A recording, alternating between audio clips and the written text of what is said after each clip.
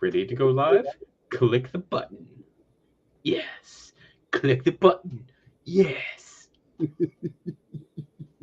What's up, Mr. Coin Dragon? How we doing tonight? What's going on, Frank? How we doing?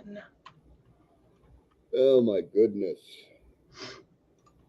So, how was your week, CJ? It was good. Um I got some hard-earned sleep on Saturday, and then after I got sleep, I took another nap, and then after I took a nap, I went to sleep again. Yeah, well, when I talked to you on Saturday, you were pretty much just in zombie land. So, Yeah, I was completely out of it. I was not there.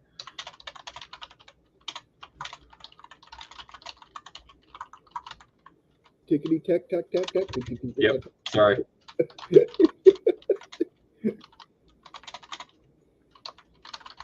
That's how you know if someone's pretty decent at typing when you hear. Yeah, and it's funny because like I've played, I play games sometimes. So like the games that I play that use the specific keys, like those keys are all worn down, and the rest of my keyboard looks perfectly fine. Yep, it looked brand new. Yeah, like the I is worn down, the J is worn down, then like all of the keys on the left side are worn down. It's like yeah, The, I got it. the Z, the Q, the X, they're all brand new. uh, yes, yeah, exactly. Yeah, the Q looks brand new. W is completely worn down. S is completely missing. Like I've worn it down to the actual key underneath it. So, right. How was your week? Good. Spent a lot of time indoors because we had a big heat dome come in. I mean, it's Probably the one that was over here last week and a half. yeah, yeah. Well, we talked about that too. That it'll be about a week before hits me, Yeah, and I mean, we just hit our average for how many days over 100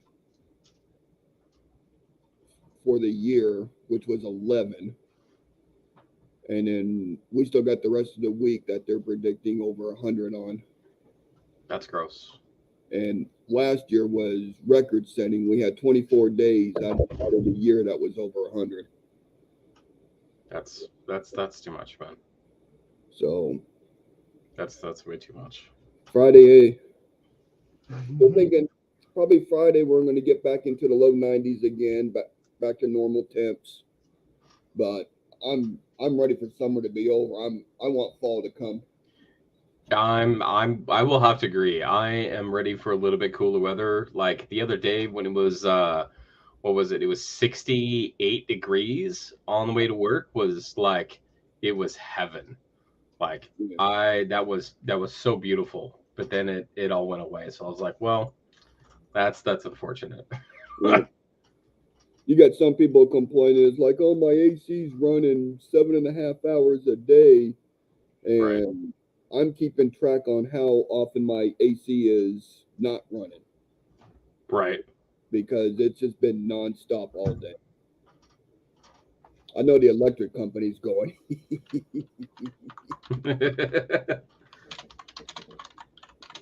So looking forward to the fall. It's coming around the corner. Yep, for sure. August is normally our hottest part of the year for us here. So Um, hey, side note, what are you doing in April next year? Next year, yes, next year. as of Okay, now, I've got no plans. I I'm got I'm no over here plans. like, hey, have you planned your life out for the next year? Can I wreck it? Thanks. I don't know what I'm doing tomorrow. That's fair. So next year in April, just to put this on your calendar, There is a total solar eclipse that's going to go through the path of totality is going to go through Texas and right across the middle of Arkansas. Ooh. So I was thinking about going down to Texas. Now it's going to be, I think it's going to be in Shays neighborhood, Dallas Fort Worth, that kind of area. Right. But also across the middle of Arkansas. And I was thinking Arkansas because they have the Crater of Diamonds Park down there. So I was thinking about doing a road trip next year for that, and then just hang out with coin people and stuff and Texas people. So just put that on your radar. Yeah. I'm always down for doing something. Doing something. Yep.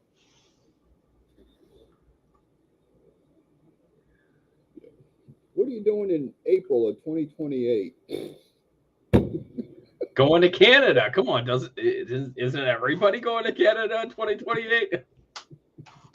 I don't know. I'm gonna go to Arizona and go live on my beachfront property. Facts. All right. So check this out. So I was following a local auction, and we have talked about this auction before, because that's where I got those smoking deals on those Morgans. Those really good Morgans. Yeah, that same company had another auction that had coins and tokens in it. So I'll give you a little rundown on what I got from it.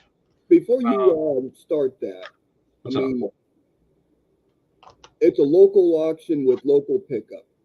Yes. Do they ship? Yes. Okay. So that opens up more people to 100%. And it's being held broadcast. I'm not sure what the right word is, through proxy bid. Okay. So PROXIBID.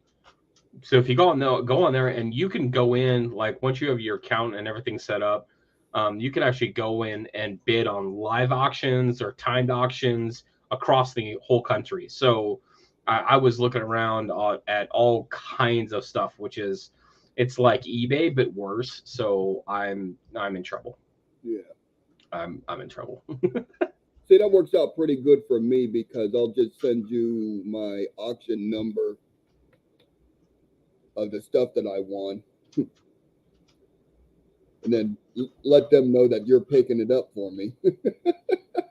Yeah, I have to show ID, but I'm sure that there's something that it can be worked out. Yeah, because I just can't make a trip down to Oregon to go pick up stuff on a. And I've like through that same proxy bid, I had won auctions where I got let me find it. Where I got these. Yeah. Stole them. Yeah, I did kind of. I did really well on that one. And you stole that 96 mint set too. That's the one with the W dime. Yeah, that one right there. Yeah. Yeah, I stole that one too. I'm really happy with that one. All right, so there was this whole collection of tokens and all kinds of stuff. And at first, I really wasn't interested in it until I saw the big metal at the top. And the big metal was in this box here. And it wasn't until I started looking at it that I actually saw what it was. I'm gonna take this out. Let me see. So this is the 1915 Panama Pacific International Exposition, San Francisco, and this is a Medal of Award. So this was given to exhibitors who won these awards during this exposition. So it was wild. Like it comes in its case, and it came in this box, and this basically, like, this is how I got it. Is just like this, and I really wasn't paying attention. Oh, I'm like, okay, so it's in this box. I'm like, that's cool. So I started taking this thing apart, to close the box, and that's when I came across this. So this is the original box for the medal winner for an exhibitor in the 1915 Panama Pacific International Exposition. Like, how wild is that? That's just a double bonus because you got the coin in a mint condition inside of its little protective little case, and then you get the original box that it came into, and it ties everything to where you're at. So that's just double sick right there. Isn't that awesome? Like, so I went through and I found a list of exhibitors. It's 296 pages long. And trust me, yeah, like this was one of those fantastic rabbit holes that you just go down. And I couldn't find anything on LT Reynolds specifically, but I did find something. I did find some news articles and stuff from local papers that actually has LT Reynolds, and I guess this guy was known for fruits and pears and cherries and stuff. And there's actually a an article where it talks about LT Reynolds taking 4 box cars worth of fruits and taking them to San Francisco to market them. I just think that's kind of a coincidence that this was held in San Francisco. So it's kind of a fantastic tie to history about, hey, I found this real person that won this award, that made it back to where I live, and after I just did 2 videos on the Panama Pacific commemorative coins, but knowing that they also made medals for some of these expos is, just connecting the whole thing is just, it's wild. Have It's you wild. have you found the information on why he was presented the award? No. So the closest thing that I can find is that I know that he was part of the Willamette Valley Association, for like fruits and like horticulture, and that was one of the exhibitors that presented fruits and nuts, but it doesn't have his name specifically listed anywhere. So I was really hoping to have something with his name on it specifically, but I think that if he was in connection with an association that won the award, that's why that his name his that's why he got it, is that he was part of that association. Right.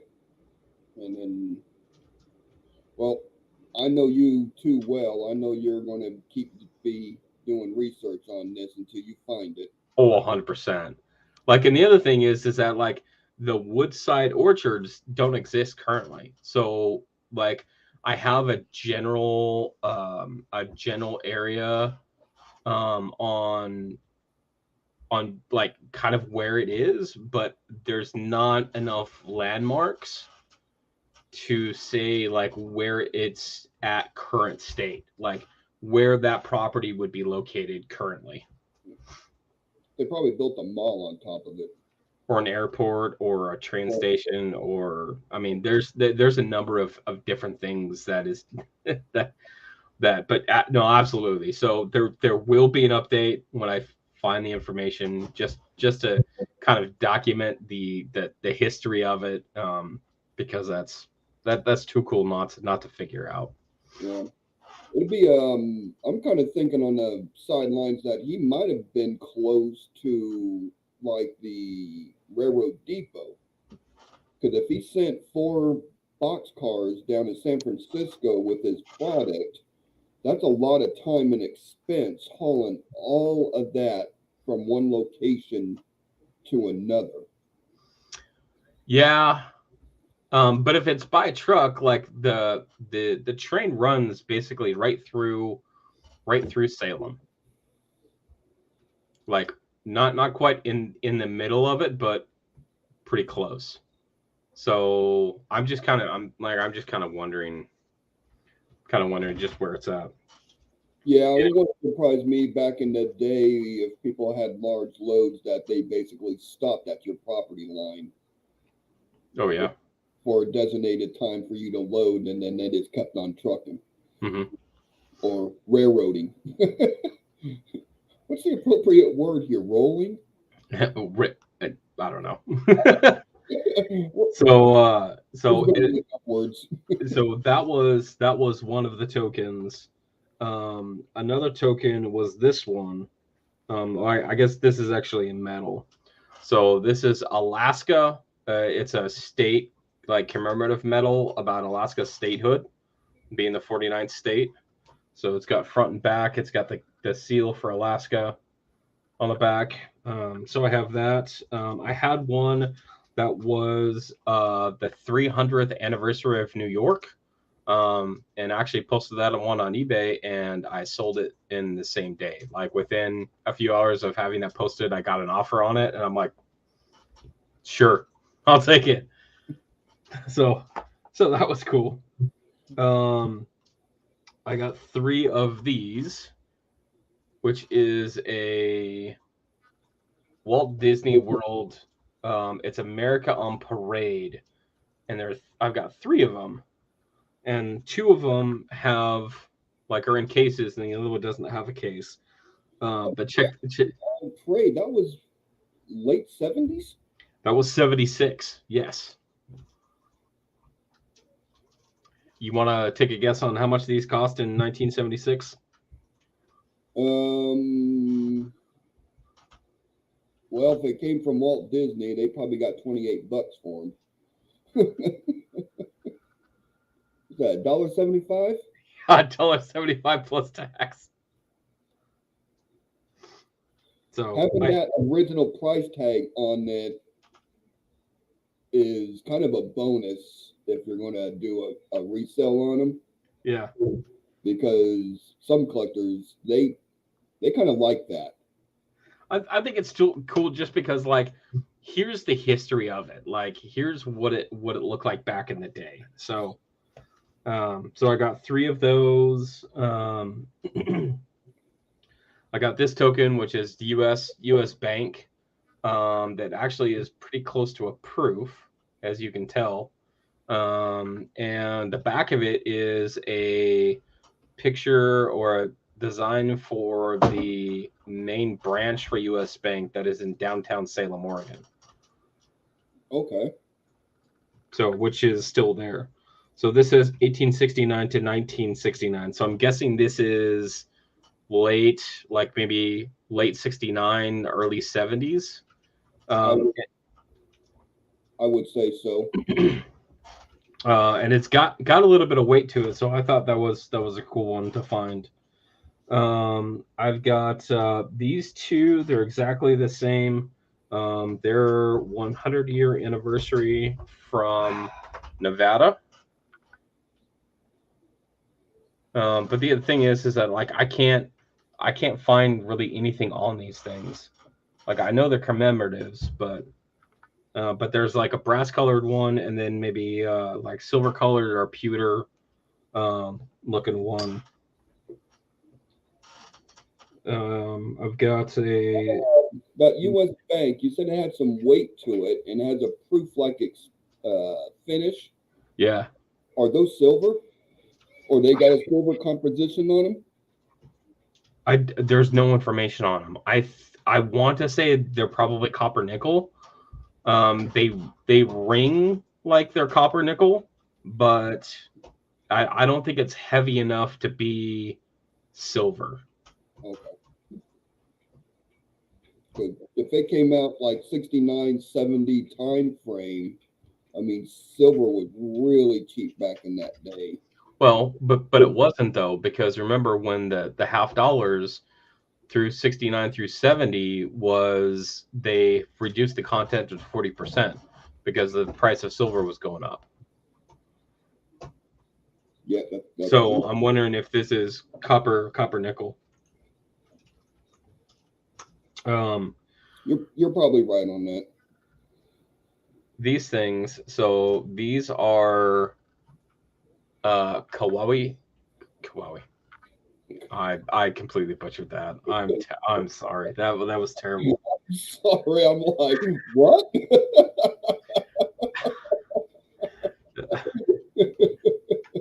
Clearly, I cannot. Yeah. Anyway, these are from Hawaii.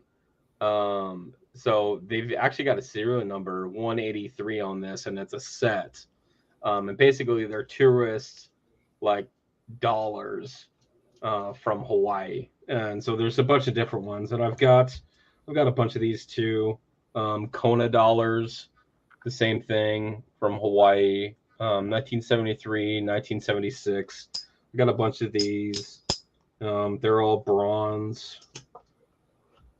And this one, I thought this was really cool because it is the original box and it's got the original documents with it. And it's another state medal, and it's the state of Hawaii medal. So this is in bronze. You got 3 or 4 of them from Hawaii. That's kind of that's kind of sick. So, and if you look at this thing, like this thing is domed. Like it's not flat. There's actually like it's domed and it's got relief to it. So it got domed. So I had some other ones, but they have issues. Like I got another one of these that has the serial number 1687 on it. And then other ones, these right here that have corrosion on them, but no serial numbers or anything on it. So it overall it was pretty decent. Did I show this one? Yeah, state of Alaska. And then I'm not sure which lot this came with, but I got a whole bag of state tax tokens. Oh, bonus. So I haven't even looked through those because they're all going to be aluminum. So that's what it is. Yeah. Anyway, okay. So World's Fairs and international expositions. So I thought to kind of piggyback on this one, the interesting piece about just what happens when these fairs and international expos occur, and how it affects the coinage or the coin collecting. So for basically what's up? I cough. Oh, you're coughing. I thought you were telling me I was saying something wrong. I was like, what's going on? For basically all of these world expos or international expos, there was a huge number of different exhibitors, and they had all kinds of categories in these expos, all the way from art, from science, medicine, machinery, horticulture, just all kinds of stuff. And one of the things that did exist there for all of these expos is, especially if they were U.S. based, is the U.S. Mint had a booth or an exhibit there that actually had working minting presses on site. So there's a number of souvenir coins, and some basic metals, not like metal. It's something similar to this, where it is not like a medal of award, but actual medals, that were souvenirs that people could buy, as souvenirs from these world fairs or expos. So it was it's kind of cool because there's a lot of the souvenir coins that were collected. Where did I put?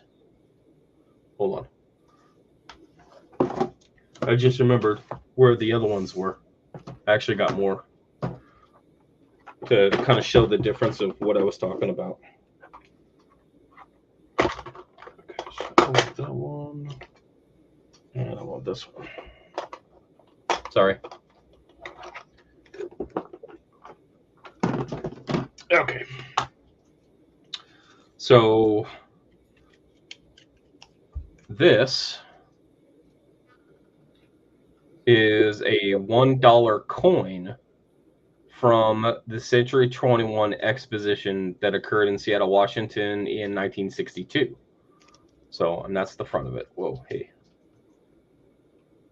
So on the same, basically, style, there is also a souvenir token or a medal that was also purchased during the Century 21 exposition. So the picture of the flying saucer on the stand that they couldn't move to the Space Needle? Yeah. What about it? I didn't think that Space Needle was that old. Yeah.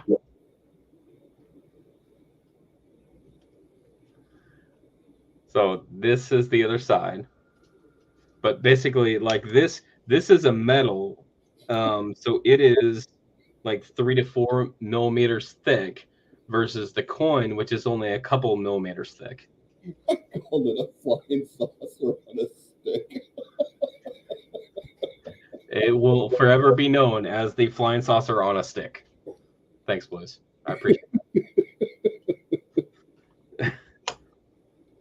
So this happens to be another one. So this is a coin. Again, a token for $1. This happens to be the 74 World's Fair in Spokane, Washington.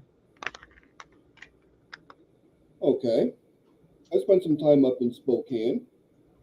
So this goes to show you that there are like coins that were actually either minted before or minted during these expositions and these international fairs that can be used to purchase goods and services during that expo. So and even in the surrounding areas. So on the back of this dollar from the Seattle one says that basically it's good for $1 in trade during America's Space Age World's Fair at the exposition grounds or at any cooperating business in Washington State through October 21st, 1962.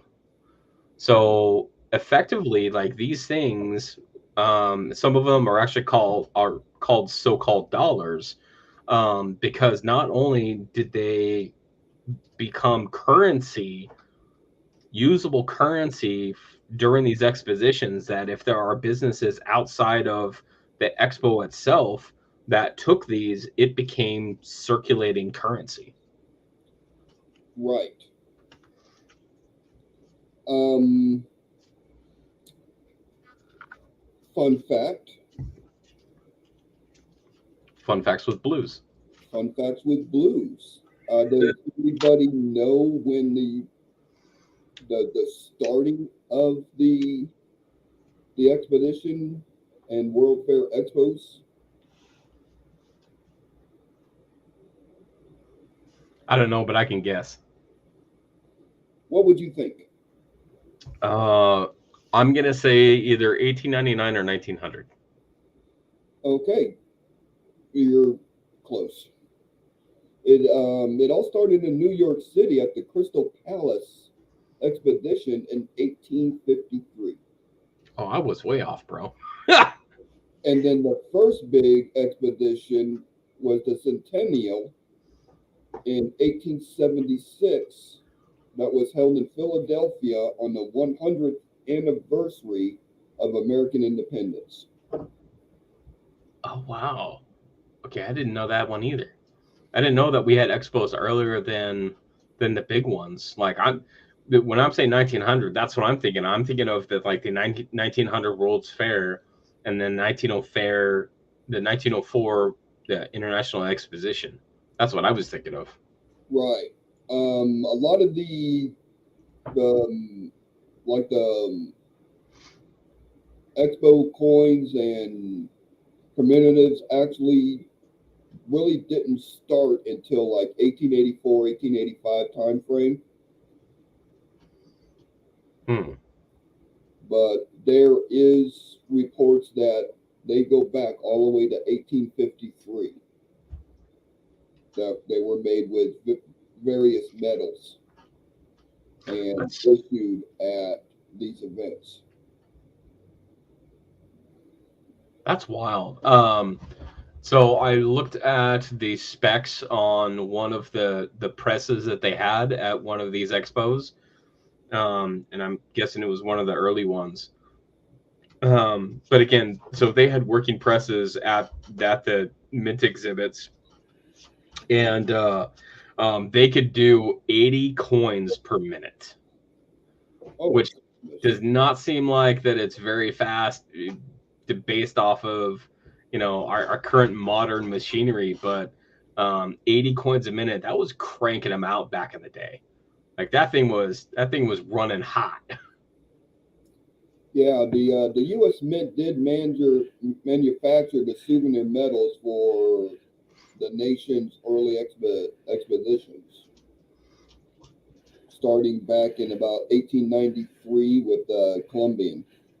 The Columbian half, the 1892, 1893 Columbian, yeah. Yeah.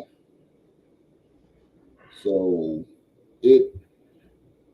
I found some information on the website about this stuff. So I think it's interesting how, like, when we look at commemoratives and when we look at commemoratives, when we looking at these so-called dollars that turn into basically circulating currency, that as we look over history of these world fairs and international exposition, I think that's really the groundwork and what kicked off the collecting side of coinage, for sport per se. Because prior to that, our big events like the Civil War, 1864, 1865, people were collecting based off of need or necessity. No, now you have these souvenirs, and you've got these medals, and you've got these other cool round objects that people can collect, to signify events instead of by need. So I think that's really kind of an interesting take on the World's Fairs and expositions. Is my personal opinion is I feel like it kicked off like the reason why that we have collector coins is basically it's that wow factor, that nice factor. um I if it's my opinion, I think that same thought of the collector and those types of coins is what kicked off the proof coins. Yeah. To make them special looking for collectors to collect, and that's what drove them. Yeah. Another thing that people often overlook with these big expos and world fairs is also the elongated coins. Oh, that's totally true. That's totally true. And you make an excellent point, because they were first introduced with the Columbian Expo in 1882-83. And especially the early, like, you can find some of the early, like the 1900, like the 1904 expos on the 1904 Indian head penny. Like, yes, that is cool. That's really I know Paula has a decent collection of elongated with they were being stamped on the early Indian heads. So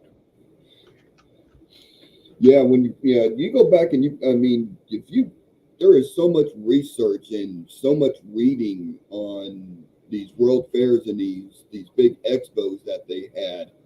Yeah, there they are right there. Of course, you got yours like right there. I don't know what you're talking about.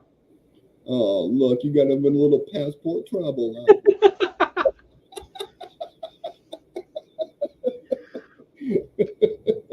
But how cool is that? Is if like to bring all of these different elements between like proof coins and souvenirs and these kinds of things and metals to to um to these expos that really drove collectors to collect these types of things from basically, I mean, these were in all reality world events, because these expos and world's fairs included people from all over the globe.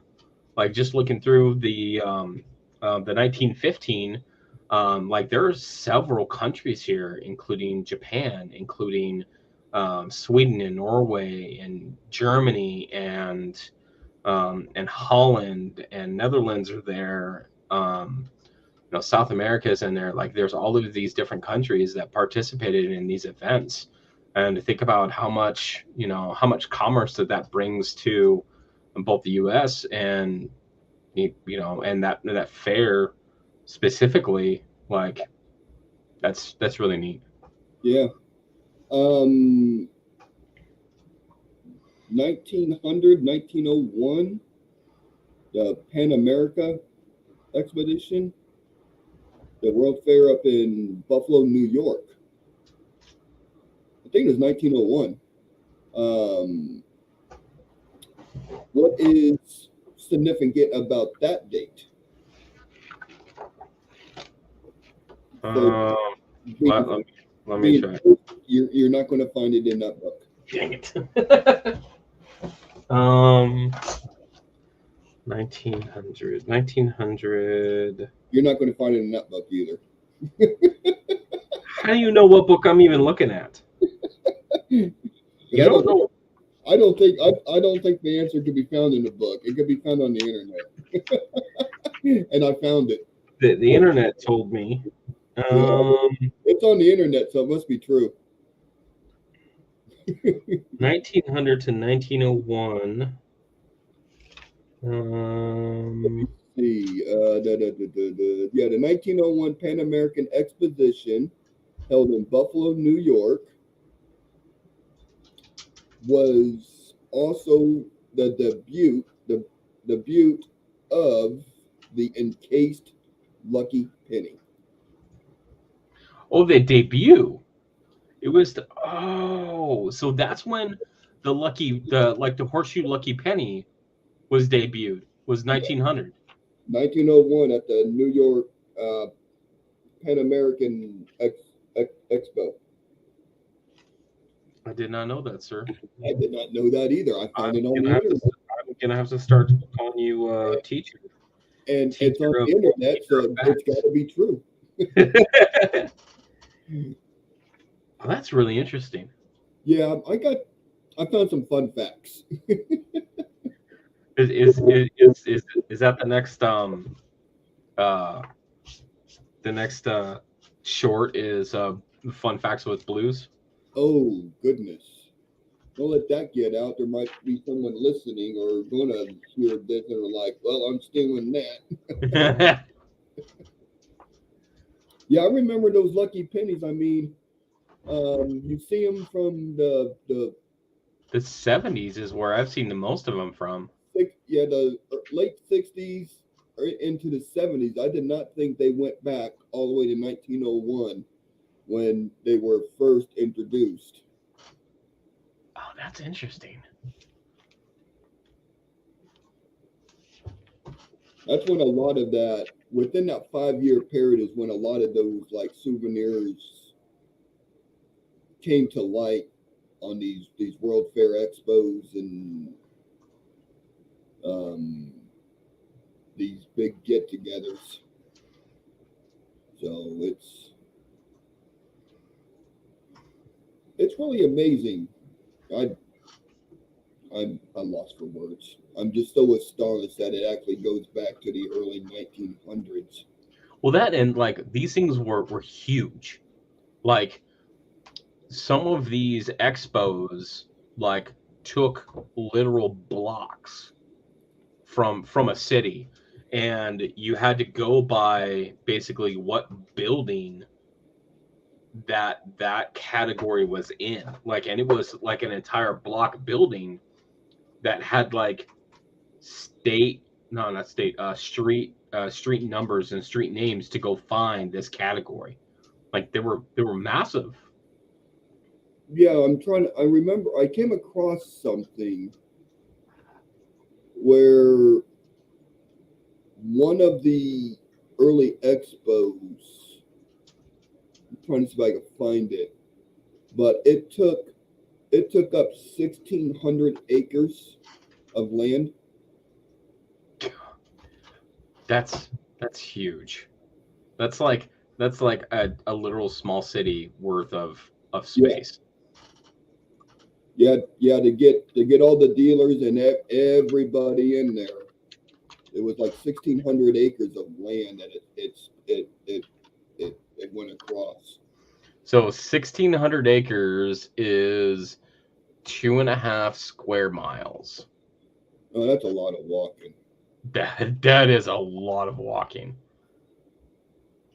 And that's just a space. Like imagine all of like the thing that I think about when I kind of like mentally walk through these world fairs and these international expositions is kind of like, like going to the state fair, right? But only like more that you have like this is the newest stuff that exists Hmm. because people wanted to bring these machinery and this horticultural stuff and medicine and like on the early commemoratives, a lot of them were being sold by Farron Zerb, because he had his own numismatic shop basically at these events. Um, and that's where he sold a bunch of these coins at these early commemoratives and coins that existed, in the early 1900s. And he was a big seller of that. So, like, that's what I picture when I'm walking through, like, the mental space of what this looks like if you're just walking through. Yeah.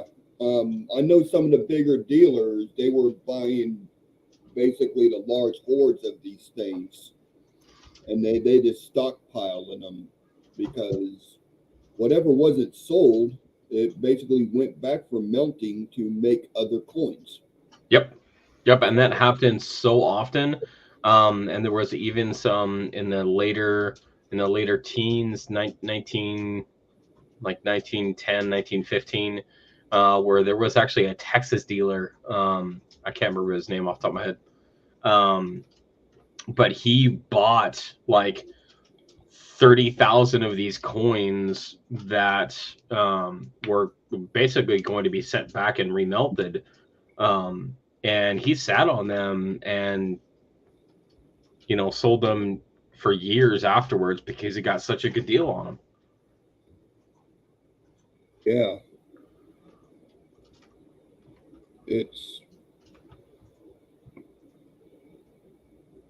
I know. I did see one article where one of the big coin gurus, I believe he was up in New York. He bought a lot of stuff from like the 1930 with the 34, 34. and he What? just sat on them, and then in the 1960s he was starting to resell them. Oh, okay. So he basically sat on them for 30 years and then started to put them back on the open. I mean, he didn't flood the market with them, but he started offering these coins on the open market for sale. which is pretty smart businessman. He didn't flood the market and drive the price down low because everyone has one. Well, that and some of the early commemoratives also drove just the mintage figures on some of these things that are like originally coming out of the late 1800s, early 1900s. Like they were writing the legislation for these specifically commemoratives in the hundreds of thousands of coins, but ended up really only minting like under 50,000, and then most of those didn't sell very well. So I can only imagine, like, think about these, like some of these medals, right? Not the Medal of Awards, but these other, like, like the the state um, the state medals. Like, how many of those fell kind of in the same thing, where these medals and commemorative coins or tokens or so-called dollars were minted based off of this event and didn't sell very well, and actually were either sent back to the mint, or if they were made on site, like what do you do with those? Do you just remelt them, or do you just sell them for you know at a loss to get rid of them? Yeah. Um, Let me backtrack a little bit because I said that the first one, 1853-84, up in New York. Yeah. Okay, that's basically the first U.S. Okay. They actually go back to 1754 in London.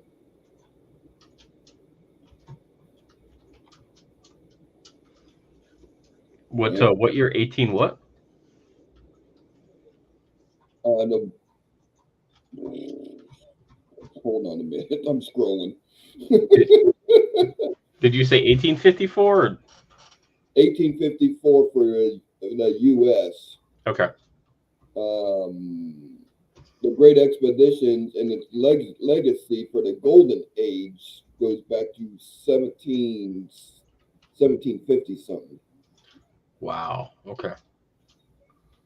So, So it just kind of evolved and basically landed in America, and then had several locations in American cities where these things existed, because like San Francisco held one, Seattle held one.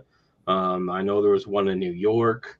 I know there was one in um, I think I think there was one in Philadelphia.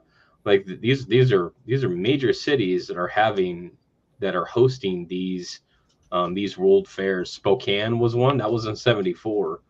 And yeah, Spokane's like, it's moderately big. It's not like major metropolitan like Seattle or San Francisco is, or New York is, but like these are major locations in the U.S. that basically housed these huge events. yeah, I mean, just a history of all of this stuff. I got to give my hats off to these these writers that documented all this stuff and put everything so it could be archived and shared and then found and then re-released to us in modern time. To It's like, oh my goodness. Without these what are they called, scripters,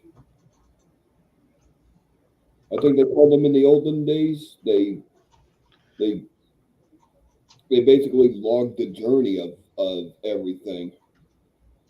Oh, So right, the like the uh, words, like like the mint directory reports, only not for the mint, like yeah, for the other things. yeah. So just having all this documentation explaining all this with the dates and what it was about and everything. You got to give the hats off to the people that did all that back back in the 1800s all the way up through now. So stuff like that could be shared in modern times and talked about, and there's no speculation on what happened. It's written down. This is what happened. Could you imagine going through in like the 1930s or 1940s or even the 1950s and having to go through like old papers to try to like track like the history of something down by going through like old newspapers and stuff? Which I'm really surprised that a lot of our history was not lost during that time because of the Great Depression. Yeah. I mean, resources were at a low minimum, so I guess people just had stuff to do. Out looking for jobs. That's what they were doing. They found a hammer and a chisel and started carving rocks. Yeah, I'm sure there's a lot of people that changed job functions a number of times just to make ends meet. Ends meet. Words are hard today. We understand that. It's after dark. Words are hard. At least we're not trying to do math. That's later. Oh goodness, no, yeah, that's just a whole different stream right there. So I did remember that I actually have some other ones that I got part of this lot from. This one was really cool, and this kind of ties into these large events that we were talking about. So this particular one is a Boy Scout one, and specifically it is an event that was held in 1967 at Farragut State Park, Idaho, and it's the 12 Boy Scouts World Jamboree. Okay. So you got a lot of cross collecting right there. Yeah. Yeah, on the front of it says for friendship, and it says 13,000 Boy Scouts, 100 nations. So that's kind of one of those things that like it was a token of something for this event that had all of this, international basically collection of people. This one I thought was really cool. I couldn't really find a lot on it, but this is struck out of aluminum. And the front says William J. White, President. It says 1841 to 1850, and it's 128th anniversary of Fire Company. So on the back of it is David Crockett Steam Fire Company #1, oldest continuous active volunteer fire company in the U.S. So I thought that was a really cool, like, history piece, and it's got an old steam engine powered fire truck right there. Like, how cool is that? Right.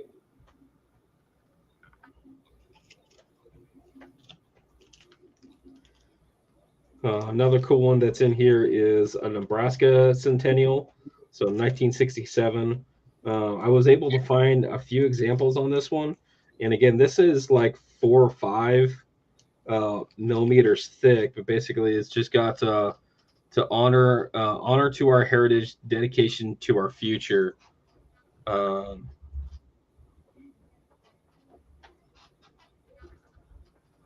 There we go. So it's got a guy working the land and a tree in the sun. So I thought that was really cool. It's just kind of a neat collection of tokens and commemorative pieces that have all of these events that are tied together. That really goes beyond just basic events in like a state's history or whatever. Yeah. Oops. Just so much stuff. Sure, if I could find that article again because they had more detailed information on that 1,600 acres of land that they used. Are you For sure it. it wasn't the Columbia's one?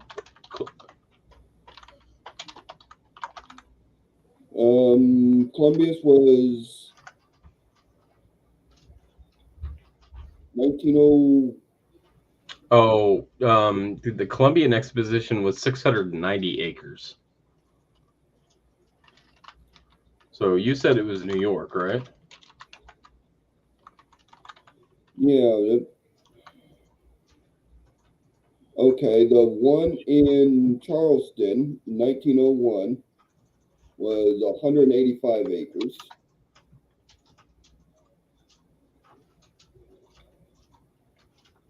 which is just a lot of.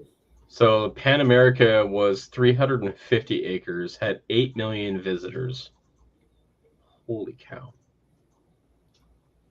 See, New Orleans, 249 acres.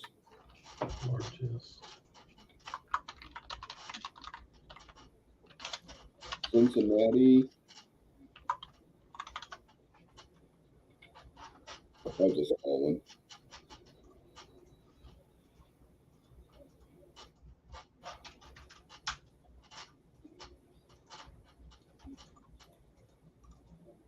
Maybe it was San Diego.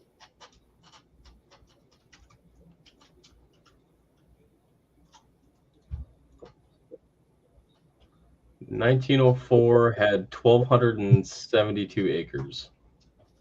Okay, here it is, right here. 1935, 1936, San Diego. The site acreage, various sources list a different amount of acreage. So, what the expo actually contained within the visitor's gate is difficult to assess. The range suggested 185 to 600 acres. Okay, within a 1,400 acres of Balboa Park. Okay, I read that wrong. Okay, so it was located in Balboa Park, which was 1,400 acres. Okay, Still, my though, bad. like the size of some of these expos were ginormous. I mean, yeah, I mean, you're looking at 400 or 500 acres for some of this stuff, and it's just like I live out in the country, and I know how big that is. I mean, that's not go walk your dog in a park acreage. Yeah, That's an, no, exactly. So the Columbian Exposition, 1893, 690 acres, 27.3 million visitors, with 46 countries representing. Like that's wild, man. That yeah. is so big. Let me see. We had what? New York in 1853, 1854, Philadelphia 1876, Louisville in 1883, New Orleans 1884, Cincinnati 1888, Chicago 1893, Yeah, that was the Columbian. Okay. and then 1884 was San Francisco. So they went from Chicago to San Francisco in 93 and 94, back across the states to Atlanta in 1895. Okay. They did some traveling. Well, the thing is that like that's just when these world fairs and international expositions, that's when they happen. That's like when they're actually live. Think about like in the middle of planning Chicago's World Fair, Atlanta is working on their infrastructure and their buildings to accommodate theirs like 10 to 15 years later. Yeah. Like I kind of relate it to what countries do when they build facilities for the Olympics is kind of what I think of. That they build all of this massive infrastructure to hold these large events. But the thing is that like a lot of these buildings and stuff just got repurposed after these world events. Right. Well, I mean, you got them back to back to back between this year from this side of the state to this side of the state, back to the middle of the state. Traveling in 1893 was not easy. No. I mean, it was railroad, horse and buggy, or Cars. Yeah, well, not a lot of people had cars. Not a lot, but you've got railroad, you've Yeah, got horse and wagons, you've got, depending on where it was at, maybe by ship, because you're gonna have plenty of ships. yeah. Well, just these three right here: San Francisco, Atlanta, and Nashville. Which you would have to go by rail because the Panama Canal wasn't open yet. Right. So you couldn't go around, because otherwise you would have to go all the way down underneath San Francisco and South America, and it's gonna be a lot easier just to go across by rail, because the rail infrastructure at that time is gonna be way built. Right. So, and I'm sure they had the traveling dealers that they set up at every one. For sure. So, utterly amazing what they're able to accomplish back then. Imagine like the U.S. Mint like moving these mint presses. Like, do you think they took them all and like just crated up and moved them, or do you think they actually broke them down into their parts and rebuilt them at every World's Fair? I would say they were broken down because they didn't have the means to be lifting heavy equipment back then. Maybe. I mean they had the what are they the rolling lines, snatch blocks. Oh yeah. They had the snatch blocks where they could lift something up and then they could rock it into a railroad car or put on rollers. Right. But it's not like they had forklifts that are just lifting up pallets and loading this stuff. I mean, there were a lot of muscle back in them days doing all this work. Wouldn't that be interesting to kind of go back and look at how they put these things together and figure out that the dear Joe right there, he's the one that lost a bolt in Chicago. It's forever known as the Chicago Bolt Boy. Yep. And he didn't make it to any other expos because of it. Yeah, he was left home after that one, after that trip. The Chicago Bolt Boy. That's nice. I mean, come on, like realistically, like to have these, have this equipment there and have this equipment working and manufacturing these like, because you got to think like they had to manufacture just like the commemorative coins for the medals. Like the U.S. Mint made a lot of those too. Like they had those designers work on those medals too, and they had to be crafted. They had to be made. And not only the medals, but what about the other commemorative coins and the souvenirs that happened at the actual World's Fair grounds that had to be made there? Like, what if they came across like, problems with machinery? Like did they have backups? Like did they you know, other than just running the machine like during the day, do they like, you know, run overtime so that they could keep up with demand? Like, just kind of what does that whole process look like on the backside of ensuring that you have a working exhibit? Right. And then, I mean, it's not like they had overnight shipping back in them days where, you know, we're going to send it expedite shipping. It's going to be 6 weeks before you get it because that's how fast our horse runs. Right. Or next week when the train rolls through on its normal schedule, like, yeah, like that was a legitimate thing. I guess the only benefit to a lot of these like large events, these world fairs and these international expos, is that they were open for months. Like, it wasn't that they were just, you know, open for a month and then they called it a day. Like the Colombians was opened on May 1st, 1893, and it closed October 30th. So May, June, July, August, September, October. Basically, you've got 6 or 7 months worth of, you know, day in, day out, uh, you know, exhibits and stuff going on. So that's really a lot going on for a considerable amount of time. Yeah.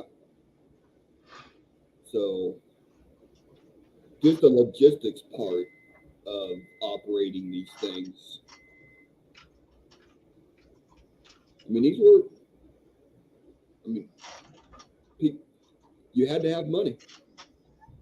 I mean, when you really look down at it, if you got these big organizations going from World Fair to World Fair, setting up their display and everything, I mean, theoretically, I mean, if it went by rail car, they're like, I want 3 rail cars. Yeah. And they're just shelling out cash for them, or having designated transportation. Or maybe they are just hoping that they land in a fair and they can sell all of their goods, like, you know, like some of these guys did, where they took entire box cars full of product down to a place to sell and to market, to hopefully make some extra money and to hopefully make some more, I guess, break into a market with their products. That would be a really good place to do it at. Yeah. Well, that's where a lot of the souvenirs were actually made. They were introduced at these big world fairs and expos for Advertising. Yeah. So it's just utterly amazing. See, I'm looking down the list for the world fairs and expos, and I'm really not seeing anything that I would not think a location would be kind of like out of place.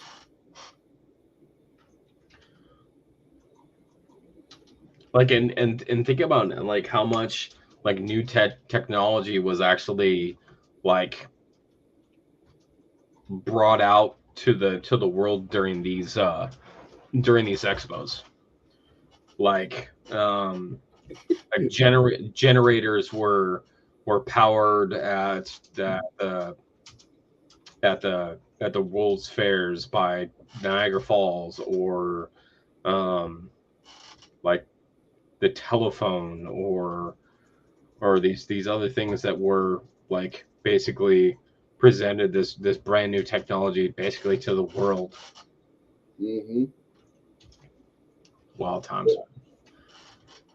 A lot of people behind the scenes that are never talked about. Right. But we got coins to celebrate and remember these world fairs and expos, and the collector's market is pretty solid on them. Yeah, because I mean, there's a lot of history attached to them, but there's also Like these are very finite resources. It's not like they're going to have another 1904 World's Fair next week. Like these things already exist. So the more that time goes on, the more valuable that these things will become, because they are basically like they are being lost to history. Is he all right? Yeah. Okay, it sounded like he fell out of his chair. No, phone. He dropped his phone. I'm like, oh, is he okay? Yeah, he's fine. He's fine. He's over there giggling. He's over there giggling. Yeah. Yeah, no, it's and this is the kind of history that I like to research, because I like to know, like, hey, like, why were these things made? Were they made to commemorate? Were they made to, the state ones with, Alaska? Well, that was to commemorate becoming the 49th state. Like, it was significant events in our states and our United States history that these things are made, because it ties to those events. And I don't know, it's cool. I wish I could explain it with like in-depth words, but it's just a cool history, especially when there's something personally tied to it. So like when you see those love tokens or those personalized tokens on backs of coins and stuff, like there's history because it's tied to a person, just like this one is. It's tied to a person.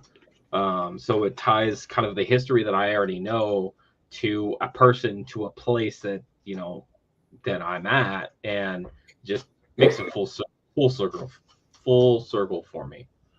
Yeah. Well, like we said earlier in the stream, I mean, the token by itself, that little medal you got, I mean, that's cool. But having the box with the postage and the postage stamp on it, that that brings it back to the area that you're in. Yeah, That's just a double bonus right there. it totally is. And I'm sure it won't be too much longer. You're going to find some more information about Mr. R.L. Reynolds. Is that right? LT Reynolds. You were L, very L.T. Reynolds. Yeah, LT Reynolds. And then probably you're going to come across the history of the orchards and the significance that had. That would be really cool to find, just to have that history behind it and say, hey, like here's where this started from. It's with this person and his types of fruits that he had. I know that he was known for pears and cherries. Like that's what I can find. But I'm kind of really curious on like how to tie him to this metal specifically. And then more, the other thing is that like, was this the first one that he was a part of, or did he exhibit at any of the other fairs that were out there? Like, if this is the 1915, was there anything else in the area, like 1933? Did he go to Chicago? Did he go to any of these other ones? Did he go to New York in 1939? Like, and I'm really curious to see what else that he did with it. Right. Yeah.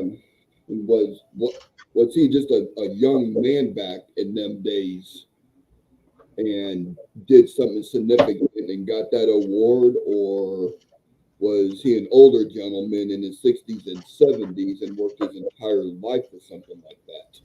Yeah. So as far as I can tell from the research that I've done, I would put in the picture that I found from 1910. He's a pretty a little bit on the younger side guy. So I would venture to guess that maybe he was in his maybe 30s, like mid to early 30s. Mm-hmm. So I would say like he's kind of a young buck for the times, but like all the more reason, like, hey, 20 years later, you know, middle-aged, like, is he still traveling? Is he at home? Like, is he still in Salem? Like, where did that go? Yeah. Yeah. Very interesting stuff. Yeah. Yeah, it's been kind of a whirlwind of rabbit holes to dig into some of the history on some of these things and figure out, like, hey, how many of these were minted and what's the significance of serial numbers on them versus, you know, what they are, and some of the reasons why they were made. So yeah, it's been great. Yep. So, All right. Hour and 15 minutes. This is normally where we usually try to shut it down. So, any last thoughts? anybody interested, just look up index of world fairs and all kinds of information is going to pop up on your little computer screen and just start thumbing through it. Do want to say thanks for CJ for having me during these weeks and discussing these topics, and always look forward to more videos with him. So thank you, brother. Appreciate you. Yeah, absolutely. Thanks for coming on and joining in the discussion of rabbit holes that we go down when we're talking about coins. Well, the true comment was thanks for not making my stream not monetized.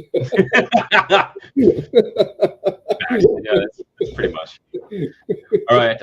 Thanks for everybody that came in. I saw Coin Dragon and Risers. For all you guys watching at home, thanks for watching, and we'll see you guys on the next one. Yep. Have a good night. Y'all take care.